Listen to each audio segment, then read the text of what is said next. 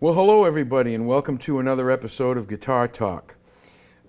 We like to talk about guitars and different musical styles and equipment, pedals, amps, you name it. If it's related to the guitar, we're going to cover it at some point.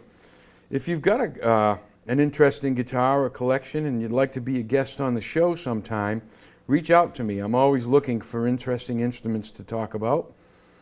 But today, we're going to talk about that instrument that's only got 4 strings on it, and that's the bass guitar, of course. And we're very fortunate to have one of the premier bass players in the rhythm and blues circuit today in all of New England. He plays the upright bass, the electric bass, and I first met him when he was performing with the great Ricky King Russell, who's been a guest here in the past, and we hope to have again as well. So today we have Bob Worthington. Welcome aboard, Bob. Thanks, Mike. Thanks for being here. Thanks. I appreciate it. So today you brought your upright bass. I brought the upright.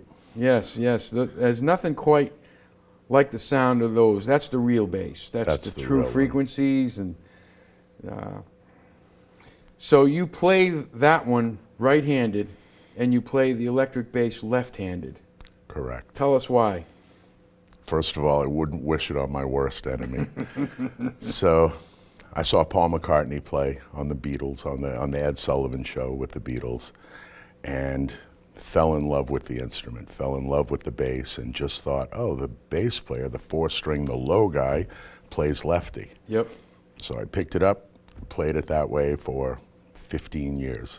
And you were right-handed by nature. A little bit of both. I write lefty, Wow. I throw righty. So you're really ambidextrous. That's fantastic. I don't think I'm ambidextrous. I think I do some things one way and some things the other. So I shoot a gun righty, but I shoot a bow lefty. So Wow. Go figure. And you played for years lefty on the electric? Lefty on the electric. I applied to a classical school, a classical college, UMass Lowell, and I got accepted. But the head of the string department said, there's no way we can have a lefty bass player in the orchestra. It will look like a Three Stooges skit. We'll have 69 bows going this way and one going that way. So they literally told me if I wanted to go to that school, I had to learn righty. Wow. So I turned it around, and in about 3 weeks, I was playing Beethoven's Second Symphony in an orchestra rehearsal, but actually moving my fingers and lifting the bow off the strings so no sound came out, because it was so bad. Wow, that's so intimidating. That's a really cool story. And over the years, I've learned I'll never be as strong this way as I am this way, but I've learned to fake it. I've learned to get around things.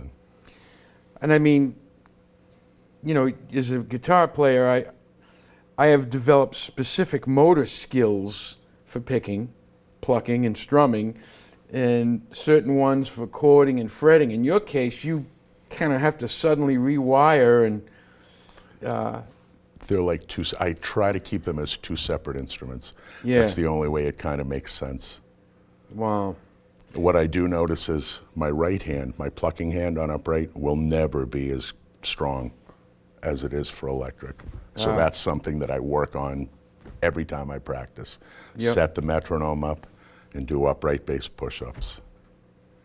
And of course, intonation on the upright bass is another matter entirely, because you don't have a fretted instrument like you do with the electric, so it's really good for your ear development, I would imagine, when you're learning on one of those. It's really great for your ear development. It's not really good for musicians playing around you for their ear development, because you miss so many times. I started just hooking up a tuner to it, and now they have those little clip-on tuners, the Snark things. Those are amazing. You put it on the bass, play one note, and you can see if you're in tune. If I jump way up the neck, just take a quick look and see if I'm in tune. The 2 guys on upright bass that really opened my ears and mind to what the capabilities of that instrument were was, I was in my teens, and it was Ray Brown, one of the premier jazz bassists in history, I guess, and there was another guy, his name was Nils Henning Ørsted Pedersen. Yep. I don't remember even who he was playing with. It might have been the great violin player, Stepan Grappelli. And when I heard those two guys, I'd never heard a level of expression and information come out of a bass like that in my entire life. I mean, they were virtually transforming them into human voices. And I was like, wow, this is fantastic what this instrument can do. And it made me realize that's the mothership right there, the acoustic bass. What some of those guys did, what Ray Brown did. So we all do fast runs on the upright bass, and we kind of fudge through it. And we just get to the last note. Every note he ever played was in perfect tune, Dead clean. Perfect intonation, moved around the instrument like it was nothing. Another one was Charles Mingus. Oh, yeah. Willie Dixon. Willie Dixon played the bass like it was a toy.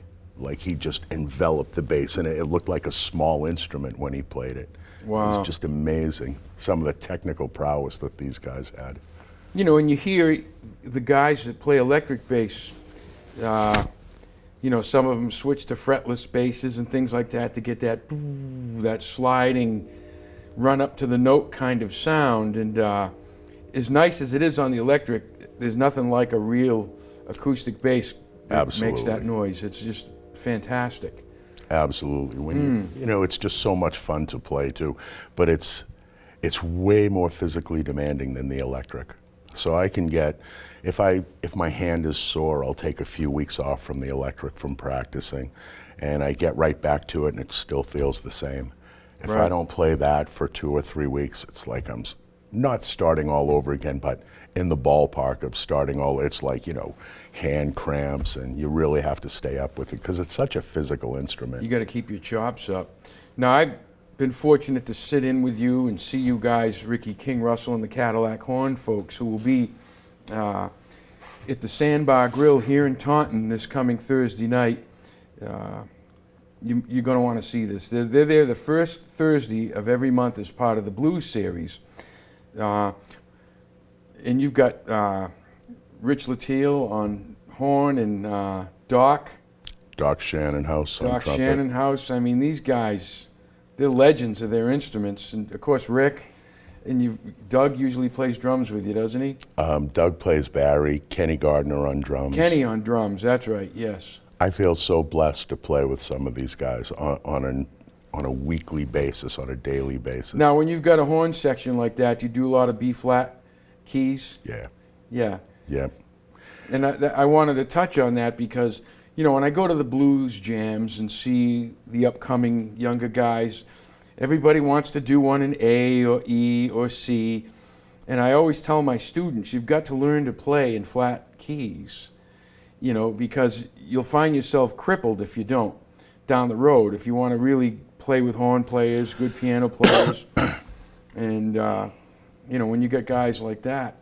Horns always want to play where our first fret is. They want to play in F, B flat, maybe E flat. Those are all good keys for them. Yes, yes. And it seems guitar players all want to play in E or A or D, the open strings. Yeah, it creates that familiar sound and territory for Right. them. And you guys usually do not have a piano player or a keyboard player, right? So No. you and Ricky hold all that harmonic part of it down, you know, in terms of keys and chords. Pretty much. At one point, it's all about money and how much club owners are willing to pay. So he likes to travel with 6 pieces, and not many people are willing to pay that anymore. So it was a choice between the third horn, which is the Barry, and the piano player. So we usually opt for the Barry, for the third horn. And when you hear a section that's as good as those guys, you suddenly don't miss the keyboard at all. As much as I Absolutely. love to hear a great keyboard player in a big band setting, those guys create triads and chords, Absolutely. and it just fills the sound and the space in a way that's absolutely incredible. You know, I hear it when Ricky solos, they're doing the triads underneath and things like that, and you're just right there on the bottom end, and it's a big sound you guys really create. It's pretty impressive. It's nice. It's playing with Rick can actually be like playing with 4 or 5 different bands. Like we'll go out one night as a 6-piece band, we'll go out one night as a 4-piece band, we'll go out one night as a trio. He and I have been doing a lot of trio work. We have a gig coming up with Ray Norsha, where it's upright guitar and Ray singing and playing. And so that's... And Ray's one of the best harp players in the United States. He's just as good as it gets. To say nothing of his singing.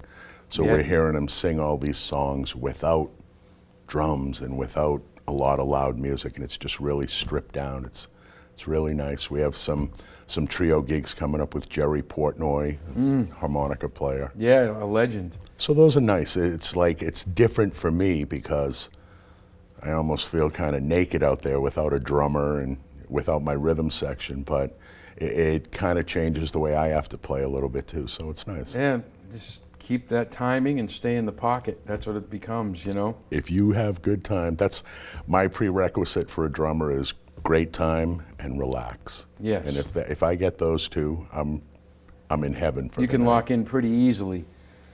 And relaxing when in a live performance, it's so important because then you can get in the zone and focus and play. But if you're feeling anxious, if there's mental traffic going on, it really can be quite a detriment, not just to your performance, but to those that are...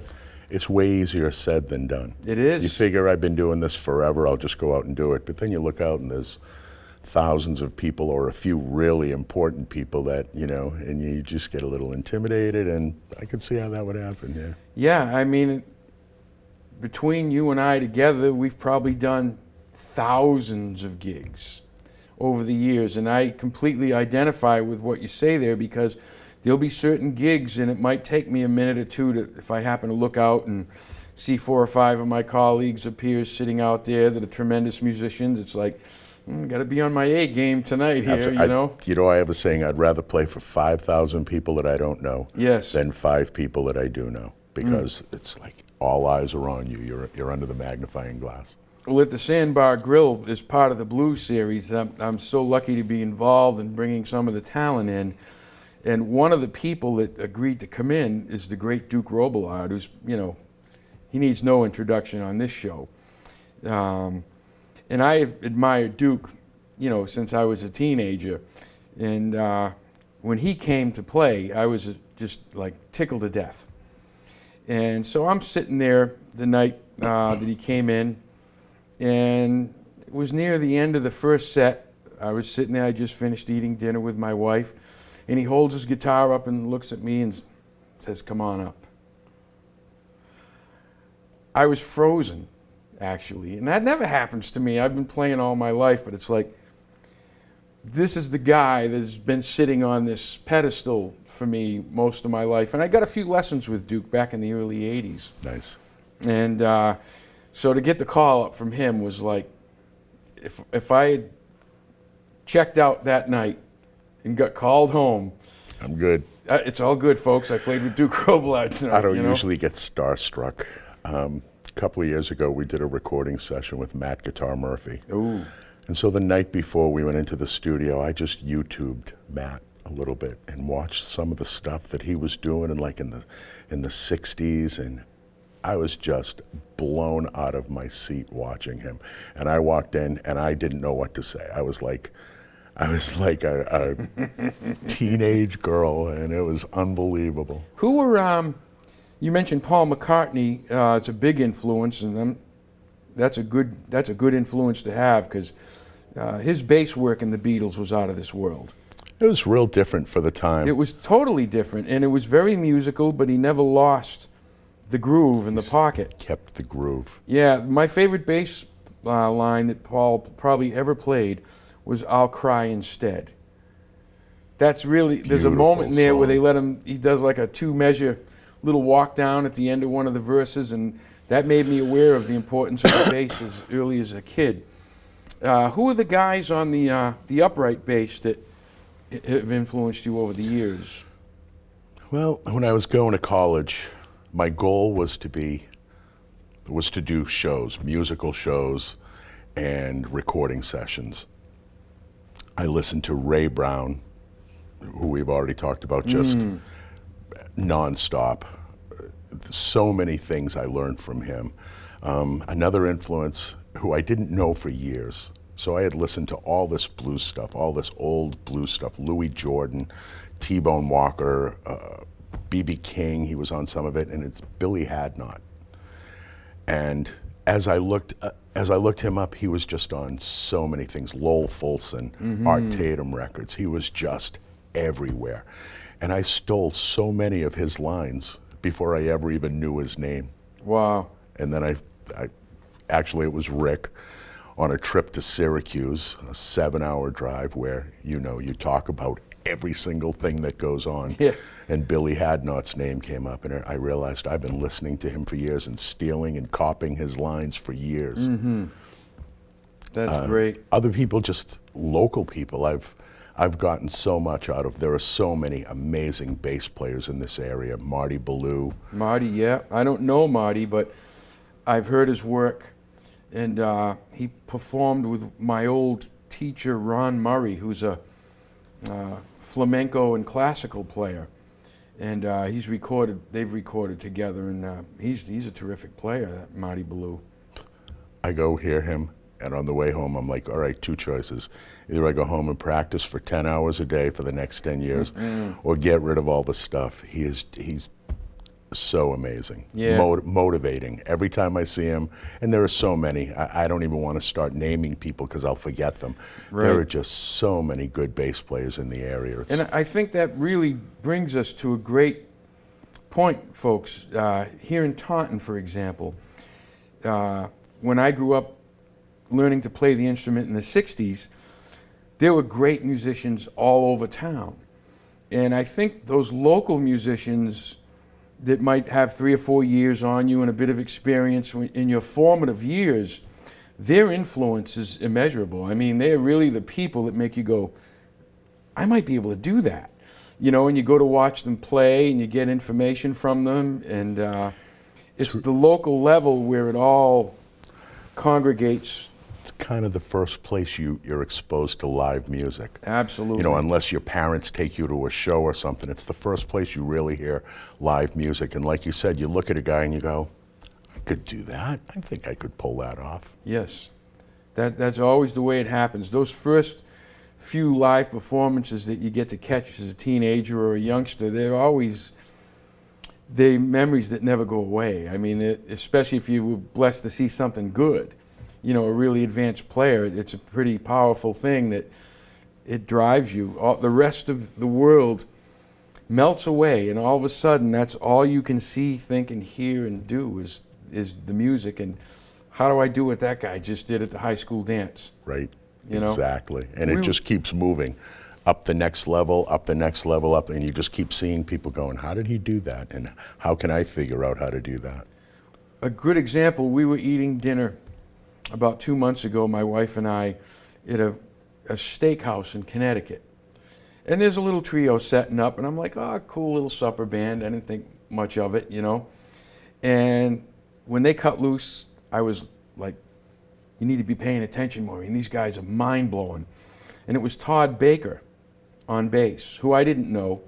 And on the intermission, I introduced myself, and come to find out he taught Brad Halen, and he's a very in-demand guy that plays all over the place. And there he was, just playing his heart out at a supper club in Connecticut, doing a terrific job. Yeah. So the local level is always a great place to see amazing musicians. It's really where you learn from, really where you pick it up in the beginning. So I had played, when I got out of college, I had played in a wedding band for a number of years. And I felt trapped. I didn't like the music I was playing. The money was ridiculous, so it was hard to walk away from. That's why we do those. But every night when my gig was done, I'd go to a blues bar in Lowell. It was called the Downtown Club. That's where I first heard Room Full of Blues, Robillard. That's where I first heard Rick. And I'd sit there and I'd touch my wallet and go, boy, the GB pays a lot, but that's what I want to be doing. Yeah. I had the same experience when I first saw Duke with the Pleasure Kings. I was playing in a top 40 band, and I was getting a steady 5 nights a week work. We were playing the hits of the day, and I went and saw him when they first just started as the Pleasure Kings. He had just left Room Full, and he was opening that night for B.B. King. And when I watched that trio, it was hard for me to even imagine that I had to go back and play that top 40 music again, knowing this is the nourishment. This is the real music. This is what I need to be focusing on, you know. And once again, I saw that 20 minutes from home. So it was at a local level. Even though Duke's an international artist, he was right there in the home, you know, home base, which was really cool. Tell us a little bit about your instrument. What brand is that? Today I brought, it's a 1930 upright bass made by John Juzek in Prague, Czechoslovakia. When I was back in college in the 70s, my teacher played a Juzek, and I just absolutely fell in love with it. Fell in love with the neck, fell in love with the sound. So a few years back, I was looking for a new instrument, and I found that one down here in Connecticut at Upton Bass. Wow. And I looked at it like I had played it a few times, and I really loved it. And then the kicker was, this thing survived World War II. And here it is in your hand. It was built in Czechoslovakia in 1930. Somehow it got through World War II and made it over here. And I'm like, wow. yeah, that's the one I want. That's the one I got to have. Well, let's that let the being folks said, hear it. It never comes out. I mean, it's so delicate to the weather and so delicate to everything that's going on. It never comes out, except for your show. Well, thank you for bringing it today. Let's play I wouldn't have missed it. 1, 2, 3, 4.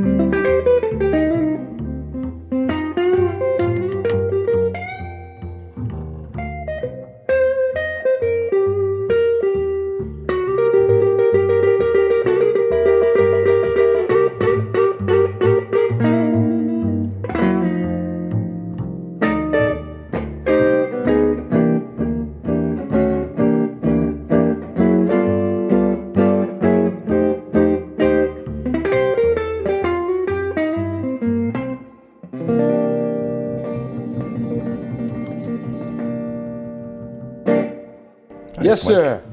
Very nice. Well, let's take a little break. Well, that was great. That was fun. Real nice feel. That bass sounds terrific. Where else are you gigging besides the upcoming performance at the Sandbar? Sandbar this week. Chan's coming up with Ooh. Ricky King Russell and the Cadillac Horns. The Beat Hotel, the Beehive down in Boston. The Beat Hotel is in Harvard Square.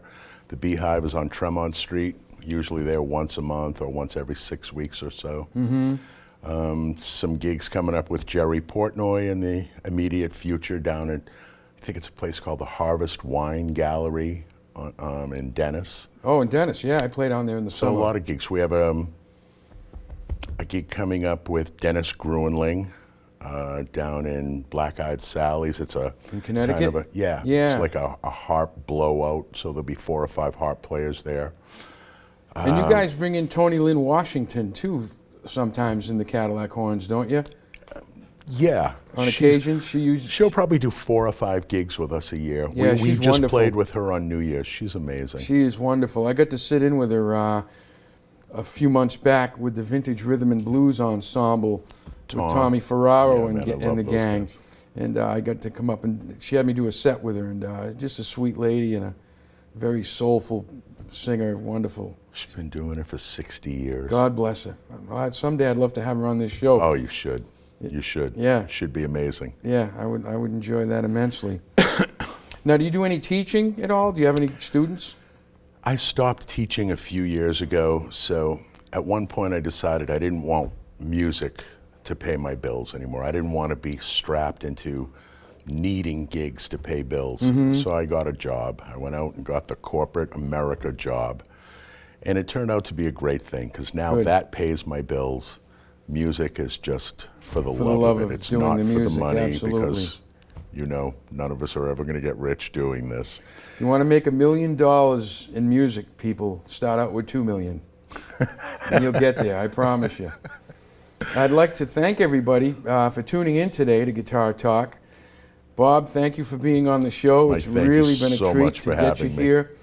And folks, again, if you've got some interesting instruments you'd like to talk about, or if you play the guitar and have some interesting experiences you'd like to share with the viewers, reach out to me at the credits at the end of the show, and maybe we can talk about doing an episode with you. But that's all for now. God bless you all, and thanks for tuning in. We'll see you next time.